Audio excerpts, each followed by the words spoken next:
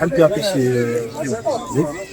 donc à l'occasion de la 10e édition du marathon de Saint-Colonel, je suis journaliste la couverture.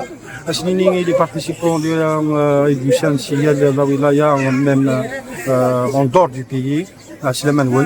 Ça fait plaisir de voir autant de participants pour une 10e édition quand même.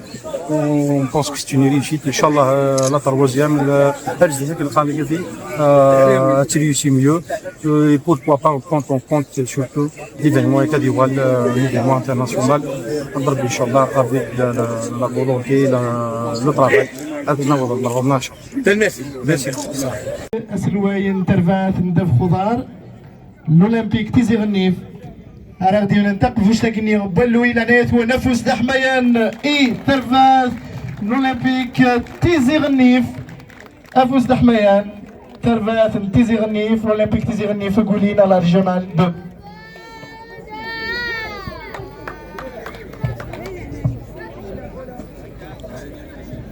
نسيو الإماس أسلواي أسقاميس بلدية تيزي غنيف، وكذلك السادة النواب يتفضلوا إذن مشكورين للصورة التذكارية مع فريق ممثل المجلس الأعلى للشباب كذلك أحمد عديل سن.